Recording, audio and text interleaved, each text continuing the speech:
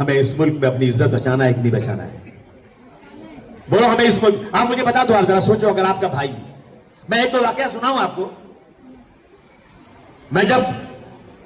मैंने देखा जब वो अपना परभनी का ख्वाजा यूनुस, डॉक्टर मतीन, ये सब पकड़े गए, ये सब पकड़े गए जब ना, तो क्योंकि मैं जेल में था तो मैंने जानता था कि मैंने कुछ नहीं किया, मुझे इन्होंने जेल में डाल दिया। और पटेल साहब कहते थे कि वो फांसी इसको होगी। और उस वक्त दिलीप कुमार साहब क्राइम ब्रांच में जाकर के 1 घंटे तक बैठे रहे कि अबू आसिम बेकसूर, इसको छोड़ दो। उन्होंने नहीं सुना। जाफर शरीफ साहब दिल्ली से आए और जाकर इन्होंने शरद पवार से बात किया कि ये आदमी बेकसूर छोड़ दो। शरद पवार से कहा नहीं, इसको तो फांसी होगी। मेरे बाप ने कहा, सबसे रो रो के कहा कि मेरे बेटे को छोड़ दो, मैं आजमगढ़ से आया हूं, मेरा सब पैसा ले लो, मैं अपने बेटे को वापस लेकर आजमगढ़ चला जाऊंगा, मेरे बेटे को छोड़ दो। कितने मेरे घर वाले परेशान। मेरी मां का पैर कटा हुआ था, वो व्हील चेयर में मुझे मिलने आती थी जेल में। मेरी क्या हालत होती है सोचो आप उसको, बगैर किसी गलती के। मैंने सोचा कि अब जो लोग भी केस में पकड़े जाते हैं मैं उनकी मदद करूंगा, पता लगाऊं, अगर बेकसूर है तो पूरी मदद करूंगा। ख्वाजा यूनुस पकड़े गए। ख्वाजा यूनुस की एक ही किडनी थी, आईटी का प्रोफेशनल था, दुबई से नौकरी पे आया था, कोई गलती नहीं। उसको पुलिस वालों ने पकड़ा, मारा मारा मारा मारा, इतना मारा कि मर गया वो। डॉक्टर मतीन और दोनों को लेकर थे पुलिस, वहां पे पुलिस स्टेशन में, एक को बाहर रखा, एक को अंदर मारना शुरू किया। वो चिल्लाता रहा। एक बार उसकी आवाज बंद हो गई तो डॉक्टर मतीन को फिर पुलिस वाले अकेले ले गए और कहते कुछ करो, मर गया। और क्या किया उन्होंने मालूम है आपको? मैं आपको बताऊं कि जब डॉक्टर मतीन मर गया ना, तो उन्होंने एक पुलिस वाले को बुर्का पहनाया और खंडाला के बंगले पुलिस उसमें ले गए, लॉकअप में ले गए और नाम लिखे कि ख्वाजा यूनुस, और बोले कि ख्वाजा यूनुस को इंक्वायरी पे ले जा रहे थे। अहमदनगर की पहाड़ी पर जो है जीप पलट गई, हाथ पे हथकड़ी थी, सिम खुल जा, हथकड़ी खुल गई, मसंडे पुलिस वाले बेहोश हो गए, ख्वाजा यूनुस भाग गया। ये स्टोरी बनाया। मैं बना नहीं, मैं लड़ूंगा बेटा, तुमको नंगा करूंगा, चाहे कुछ भी हो जाए, नंगा करूंगा मैं। लड़ा मैं। आर पाटिल साहब लड़ा, कोर्ट ने कहा कि 20,000 रुपया दो। और उसके बाद ये लोग गए, पुलिस गई, नहीं मिलेगा पैसा। मैं और अगली कोर्ट में गया, 20,000 रुपया उनको 20 लाख रुपया उनको मैंने मुआवजा दिलवाया और लड़ रहा हूं अभी तक केस, लेकिन सरकार सुनने को तैयार नहीं। 19 साल तक जेल में लड़के रहे। मैं आपको एक किस्सा सुनाता हूं। मेरे आजमगढ़ का एक लड़का है, उसने कहा आसिम भाई मेरी बेटी की शादी में आपको चलना पड़ेगा। मैंने कहा बेटा मैं नहीं जा सकता, मैं बहुत बिजी हूं। तुमने तारीख जो रखा है मुझसे पूछे थोड़ी रखा है, अगर तुम मुझसे पूछ के रखते तारीख तो मैं उस दिन अपना बता था। तो कहा अच्छा ठीक, मैं जितना कार्ड मैंने छपवाया ना सब मैं वापस लेता हूं, मेरी शादी में आप आएंगे? मैंने कहा बेटा आऊंगा। उसने एक तारीख रखा, मैं पार्लियामेंट में था, दिल्ली से मैं हवाई जहाज पकड़ा, बनारस गया, आजमगढ़ पहुंच गया। मैं शादी शाम को थी। मुझे शाहिद आजमी एडवोकेट मेरा रिश्तेदार लगता था, उसने मुझे फोन किया, चाचा बहुत गलत हो गया, चाचा कुछ कीजिए। मैंने क्या करूं बेटा? बोले कि अताउर रहमान नाम के आदमी को पुलिस ने लाई कुर्ला पुलिस स्टेशन में, और उसकी बीवी को लाई जिसकी आंख के अलावा कभी उसका चेहरा खुलता नहीं था। पुलिस वालों ने अताउर रहमान को नंगा कर दिया, पूरा कपड़ा उतार दिया और उसकी भाभी का बुर्का निकाल के पैरों से रगड़ के फेंक दिया और उसके लड़के को फैसल को सामने खड़ा किया और मारना शुरू किया। बोले बोल तूने क्या किया? उसने कहा मेरे बाप को कपड़ा पहना दो, मुझे जितना मारना मार दो, तुमको क्या चाहिए मैंने सब ब्लास्ट में कबूल करता हूं। उन्होंने लिख लिया जल्दी इसने ब्लास्ट किया, इसने ये किया, हाँ जो साइन कर दिया उसने, वो मुजरिम हो गया। मार के पैर तोड़ दिया और ऊपर सीढ़ी पे चढ़ा, एक मारे बोले नीचे कूद। एक आदमी का पैर फ्रैक्चर हुआ, कूदे क्या हालत उसकी होगी? उनके पीछे डंडा डाला गया और सबसे स्टेटमेंट लिया गया। तो मैंने कहा उस लड़के से जिसने मुझे शादी में बुलाया था ना कि बेटा देख, आज शाम को मनमोहन सिंह ने दावत रखी है एमपीज की, और मैं इस दावत में जाने वाला नहीं था, मैं तेरी शादी में आया था, तो मुझे इजाजत दे दो, मैं वापस दिल्ली चला जाता हूं और आज मनमोहन सिंह से मेरी मुलाकात होगी तो मैं उनसे बात कर सकता हूं। बोला आसिम में चाहिए।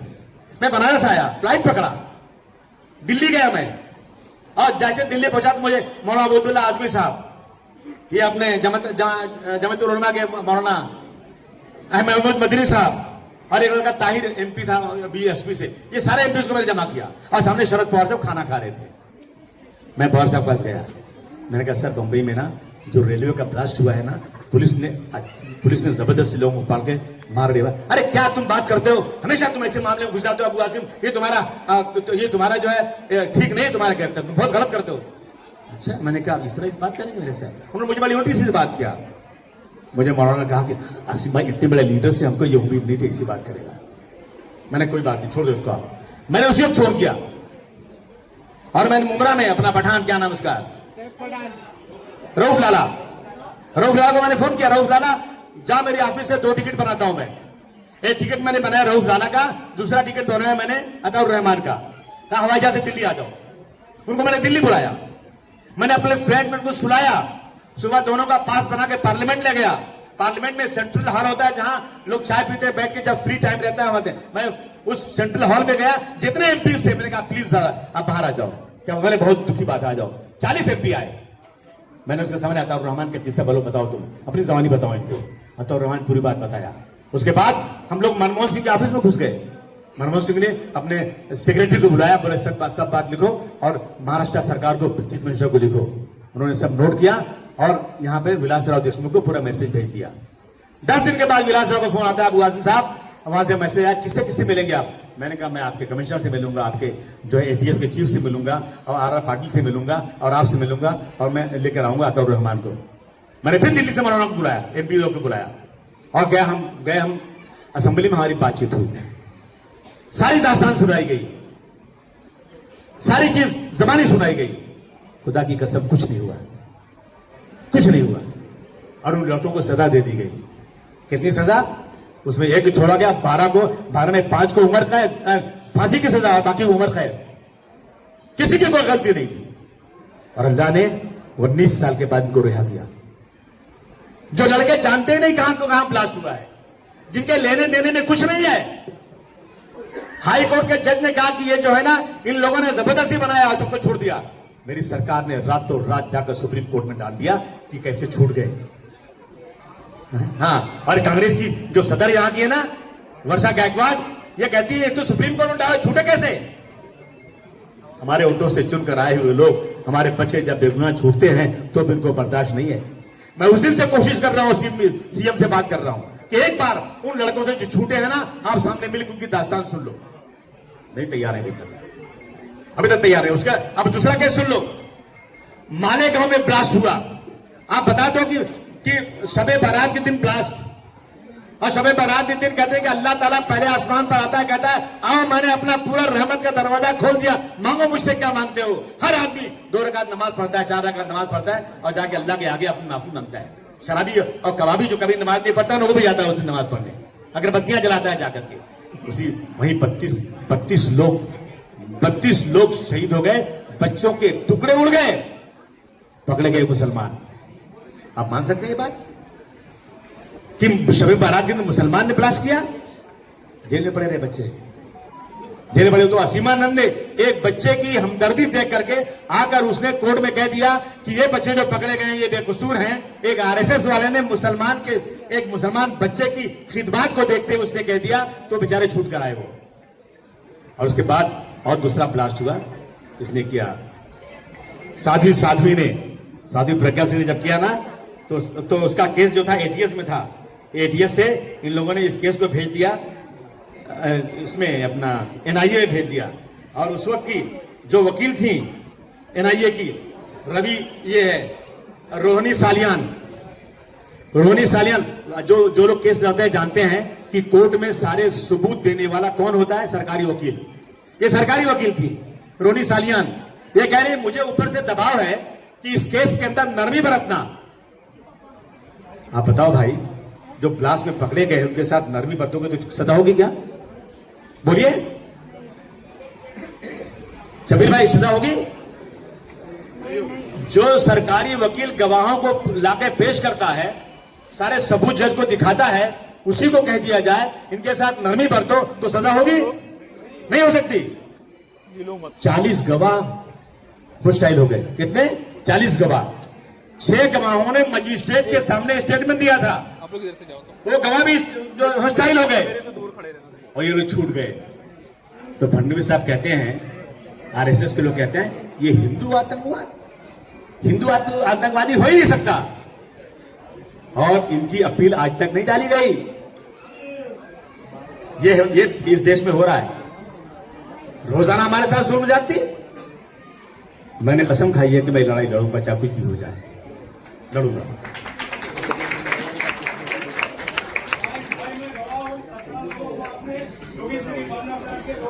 मैं जब जेल में था ना, तो जब 92 को दंगा हुआ था, तो बाल ठाकरे कहते थे कि ये जो है राधाबाई चाल में मुसलमानों ने हिंदुओं को जलाया, एक्शन का रिएक्शन हो रहा है। ये कहा था ना, उसी वजह फसाद बढ़ा था। और वो लड़के मेरे साथ बैरिक में रोज मिलते थे, मुझे मेरे साथ खाना खाते थे, उनको सजा हो गई, उम्र कैद, सबको उम्र कैद हो गई। कोई सुनने को तैयार नहीं था बंबई में। तुम्हारा ये खादिम अबू आसिम ने इनके केस को अपने खर्चे पर सुप्रीम कोर्ट ले गया। मैं उस केस को सुप्रीम कोर्ट में ले गया, और मुझे गर्व है इस बात का कि जस्टिस कृष्णा की रिपोर्ट में राधाबाई चाल में मुसलमानों ने नहीं जलाया था, बल्कि बिल्डर का कोई लफड़ा था। अगर इनको सजा हो जाती तो जस्टिस कृष्णा की फाइंडिंग भी गलत हो जाती। और मैंने उन सबको अल्हम्दुलिल्लाह आपकी दुआओं से सबको बेकसूर साबित करके सबको छुड़ा कर लाया। कोशिश कर रहा हूं, इसलिए आपसे गुजारिश करना चाहता हूं, आप साथ देंगे कि नहीं देंगे? जबानी मत बोलिए। मिटा दो अपनी हस्ती को अगर कुछ मर्तबा चाहो, मिटा दो अपनी हस्ती को अगर कुछ मर्तबा चाहो, कि दाना खाक में मिलकर गुले गुलजार होता है। इसलिए दोस्तों आपसे, आपके पास गुजारिश करने आया हूं, कहने आया हूं आपसे कि मुसलमानों का बहुत बड़ा कंट्रीब्यूशन इस देश में है, लेकिन आज मुसलमानों के साथ बहुत जबरदस्त तरीके से यहां नाइंसाफी हो रही है। तबलीगी जमात के लोगों को कितना बदनाम किया गया, बताइए। कि कोरोना बीमारी, अरे मैं आपको बताऊं ये किस्सा, बताऊं मैं आपको कि कोरोना में सारे मीडिया ने कहा कि देश में कोरोना फैलाने वाली तबलीगी जमात के लोग हैं। कहा देखो ये कैसा खा रहा है खाना, देखो कैसा पेशाब फेंक रहा है बाहर, देखो कैसा कर रहा है ये। लेकिन जब ये पकड़े गए ना, तो जज साहब ने कहा कि इनको जो है ना जबरदस्ती बलि का बकरा बनाया गया, सबको 1 मिनट में छोड़ दिया। लेकिन मुंबई के अंदर 2 जगह पर, एक बांद्रा में और डीएम नगर में, इन लोगों पे 307 लगा दिया। मैं गया, मैं तबलीगी जमात के लोगों को लेकर गया अपने मिनिस्टर के पास। वो मिनिस्टर थे उस वक्त जो जेल गए थे, क्या नाम उनका है, अनिल देशमुख। मैंने कहा बुलाइए कमिश्नर को आप। उन्होंने कमिश्नर को बुलाया सादरी में, और मेरे सामने बात हुई। मैंने कहा सर, मैं सिर्फ ये जानना चाहता हूं कि पूरे हिंदुस्तान में 307 उन पे नहीं लगा, महाराष्ट्र में 2 जगह पे, नांदेड़ में नहीं लगा, थाना में नहीं लगा, मुंबई में 2 जगह पर क्यों लगा, क्या गलत उन्होंने किया था, मुझे बता दीजिए आप। तो कहा नहीं, हम उठा लेते हैं। मैंने कहा नहीं, उठाना नहीं, बताना। कहा नहीं, आप जीत क्यों करते, हम हटा देंगे। मैंने कहा लगाए क्यों तुम्हारे लगाने की वजह से इंडोनेशिया के 15 लोग जेल में 15 दिन तक पड़े रहे, और नहीं लगता तो 1 मिनट छूट जाते। वजह क्या इसकी है, नहीं पता नहीं रुकिए, बात कर सुनो। मैंने कहा नहीं सुनूंगा, बताओ। तो मैंने कहा उनसे, होम मिनिस्टर से, सुनो तुम भी एमएलए, मैं भी एमएलए, तुम बन गए होम मिनिस्टर, मैं एमएलए हूं, इसका मतलब नहीं कि मेरी वैल्यू तुमसे कुछ कम हो गई है, तुम मुझे बताओ। कहा नहीं, हम डेलीगेशन से बात करते हैं, मैंने कोई सवाल ही, तुमसे बात ही नहीं करूंगा मैं। और मैं उठ के चला आया वहां से वापस। लड़ाई लड़ी हमने, ये हो रहा है इस देश के अंदर दोस्तों। अभी देखिए, आई लव मोहम्मद, क्या गलत है ये? मैं कह रहा हूं कि जब भी कोई भी किसी का त्योहार आता है, वो बड़े बड़े बोर्ड लगाते हैं, लगाते हैं, आपका हार्दिक स्वागत करते हैं, हम सारे भक्तों का स्वागत करते हैं, लिखते हैं कि नहीं लिखते हैं? हमारे लोगों ने लिख दिया। और क्यों लिख दिया? 1500 साल हुआ हुजूर सल्लल्लाहु अलैहि वसल्लम की पैदाइश के। अब की बात लोगों ने ज्यादा जोर से मनाया। कानपुर में बच्चों ने लिख दिया आई लव मोहम्मद, तो वहां की सरकार ने, वहां की पुलिस वालों ने 25 लोगों पर FIR कर दिया। क्या गलती थी उनकी? इसके लिए देश में चारों तरफ चिल्लाहट शुरू हो गई। अब वो बरेली में हुआ ये। मैं कह रहा हूं कि बरेली में अगर मौलाना तौकीर रजा साहब ने अगर परमिशन नहीं लिया, तो आप वो केस लगा दो, परमिशन का नहीं लिया, नहीं लिया तो वो लगा दो आप। लेकिन ऐसा पूरी तरह मारा है, और अब गोली मारने कह रहे हैं कि इनको दोज़ख में भेज देंगे। सही है कि नहीं? आज डिमोलिशन हो रहा था वहां पे, नहीं बरेली में तो हो रहा, और वहां पे एक शादी का हॉल बहुत बड़ा गिरा है मस्जिद के पास। कहां पे? संभल में। हर मस्जिद के नीचे मंदिर है, अब एक फिल्म आ रही है ताजमहल पे शंकर भगवान निकलने वाले हैं। यानी मुसलमानों का 1000 साल तक हुकूमत थी, उन्होंने कुछ नहीं किया। ये छोटी हांडी में उबाल आ गया, 70 साल में उबाल आ गया है। मैं आपसे एक ही गुजारिश करने आया हूं दोस्तों, यही कहना चाहता हूं आपसे मैं कि आप सब लोग इकट्ठा होइए सब लोग आप। और सुन्नी, देवबंदी, बरेलवी छोड़िए इसको, अपने अपने मसलक पर चलिए। मैं हाथ जोड़कर गुजारिश करता हूं, जो सुन्नी है वो सुन्नियत को चलाए, खूब जोर में चलाए, लेकिन दूसरे मसलक को गाली मत दे, उससे इंतशार होता है। जिसको जो करना हो, लेकिन इनकी एक चाल है कि इनको बांट दो इनको, ताकि इनकी जो है शख्सियत भी कम हो जाए। मैं बहुत मिसाल देता हूं। एक दिन मैं वोट मांग रहा था अपने एरिया में, तो एक ठेले पर अंगूर बिक रहा था, सच्चा वाकया है। मैंने अंगूर वाले से पूछा अंगूर क्या भाव दिया? उसने कहा जो गुच्छे में है वो 80 रुपया, जो गुच्छे से अलग वो 50 रुपया। मैंने कहा भाई तो तोड़ के ही खाएंगे ना, तो मैं 80 रुपया क्यों 50 रुपया लेता हूं, क्यों तो ऐसा करते हो? बोल नहीं साहब, जो गुच्छे में उसकी वैल्यू बढ़ती है, जो गुच्छे से अलग हो गया ना उसकी वैल्यू कम हो जाती है। उसी दिन मैंने सोचा है कि हम गुच्छे में रहेंगे ना तो हम एक हो जाएंगे। और सुनिए, बंबई में महापौर बनाने के लिए मुझे कोई 50-70 नगर सेवक चुन के लाने की जरूरत शायद नहीं भी है। इतने नगर सेवक मेरे चुन के आ जाना कि मेयर मेरी ताकत के बगैर न बनने पाए। और मैं तुमसे वही मांगता हूं जो तुम्हारे पास है, जो तुम्हारे पास नहीं है मैं तुमसे कभी नहीं मांगता। मुझे दे दो ताकत, मैं कसम खाकर कहता हूं वो ताकत मैं कभी अपने लिए नहीं, मेरी कौम अपने मुल्क के लिए इस्तेमाल करूंगा। मैं कभी मेरे भाई मेरे बेटे को नहीं लाऊंगा, मैं समाज के एक एक आदमी को, अच्छे लोगों को लाऊंगा, आगे बढ़ाऊंगा। मेरी गुजारिश आप लोगों से, आपकी बहुत अच्छा चांस है एक टकराने वाले आपस में, और मैं बीच से सांप की तरह लहराते हुए निकल जाने वाला हूं। मैं निकल जाऊंगा।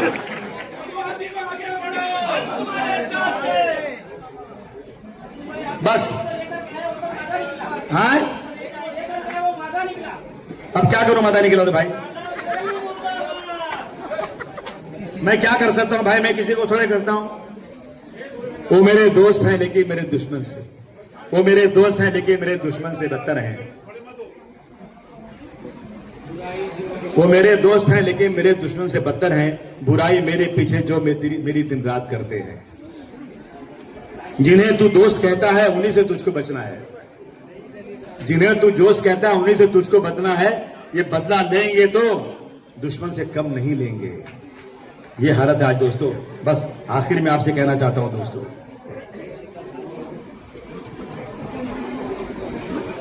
वो बस टाइम नहीं हो गया ना बोलना है?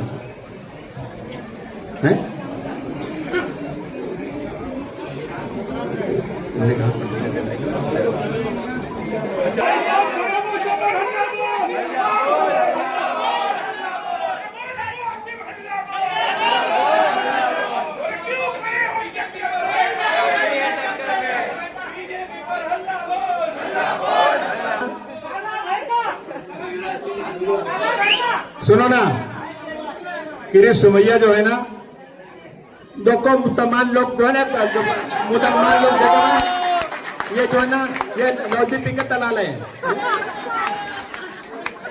कुछ काम नहीं उसके पास है। मेरे दोस्तों, है मेरे साथियों, मैं आपसे गुजारिश करने आया हूं आज। एक दिन मैं, आखिर में अपनी बात करता, एक दिन मैं ट्रेन में सफर कर रहा था। एक बड़ी बड़ी मोछों वाला आदमी मेरे कंपार्टमेंट नॉक किया, कंपार्टमेंट में आया अंदर। बोले अबू आजमी साहब, मैं अकोला का रहने वाला हूं, मैं इंश्योरेंस में काम करता हूं, मैं आपसे मिलना चाहता हूं। मैंने कहा ये सर बताइए। बोले किताब लेना चाहता हूं। किताब दिया उसने मुझे और कहा कि अगर आप इजाजत दें तो मैं इसकी पंक्तियां कुछ सुना दूं। मैंने कहा सुना दो। उसने कहा सुनो, मैं आपके लिए बोल रहा हूं ये, कि ए मुसाफिर तू चलता चल, ए मुसाफिर तू चलता चल, रुकना मत तू, थकना मत तू, चलता चल, चलता चल। एक समय आएगा जब तू आगे बढ़ेगा तो तेरे अपने साथी रास्ते में कांटे बिछा देंगे, तेरे पैर लहू लुहान हो जाएंगे, तेरे अपने साथी कांटे बिछा देंगे, तेरे दामन में कांटे जाएंगे, तो आगे बढ़ने नहीं पाएगा। मगर मुसाफिर रुकना मत, चलते जाना, चलते जाना, चलते जाना। एक समय ऐसा भी आएगा कि घनघोर घटा छाई होगी, जबरदस्त बारिश होगी, तुम अपने बाल तक को नहीं देख पाओगे, चारों तरफ अंधेरा होगा, जमीन इतनी गीली हो जाएगी कि तुम्हारा आधा पांव उसमें धंस जाएगा। मुसाफिर अपनी हड्डियों को निकालकर रोशनी करना, लेकिन रुकना मत। मुसाफिर चलते चलना, मुसाफिर चलते जाना, एक दिन तुम्हारी विजय जरूर होगी। अब वासिम तुम्हारे लिए मैं कह रहा हूं, मैं चल रहा हूं, मुझे किसी मनसब की जरूरत नहीं। मैं 30 साल से काम कर रहा हूं, खुदा की कसम। मेरी पार्टी मुझे दिल्ली भेजना चाहती है पार्लियामेंट के अंदर। मैं आज एमएलए हूं, इलाके में रोज पानी नहीं आ रहा है, गटर भरा हुआ है, पुलिस वाले परेशान कर रहे हैं, बीवी शोहर का झगड़ा चल रहा है, अस्पताल में दवा नहीं है, सब झेल रहा हूं। और मैं दिल्ली चल जाऊं राज्यसभा में ना, तो मैं कमिश्नर बन के बैठूंगा, मुझे किसी चीज की जरूरत नहीं। फर्स्ट क्लास टिकट मिलेगा, 5 स्टार होटल मिलेगा और मेरा रुतबा भी बढ़ जाएगा। लेकिन मैंने वो रुतबा छोड़ दिया है। मैंने इस रुतबे को किया है कि मैं लोगों की महाराष्ट्र में खिदमत करना चाहता हूं, इसलिए मैं यहां काम कर रहा हूं। मैं 2 जगह से चुन के आया था, एक जगह से नहीं, 2 जगह से, क्योंकि मुझे कांग्रेसियों ने बहुत चैलेंज किया था कि बहुत भाषण करते हुए पर लड़के दिखाओ। मैंने कहा बच्चों इंशाल्लाह लड़ूंगा, बताता हूं। और लड़ा तो 2 जगह से चुनकर आया मैं, अल्हम्दुलिल्लाह। तो आप लोग साथ देंगे कि नहीं देंगे?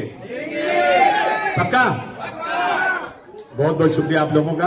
और मैं फिरोज भाई का, इनके तमाम साथियों का बहुत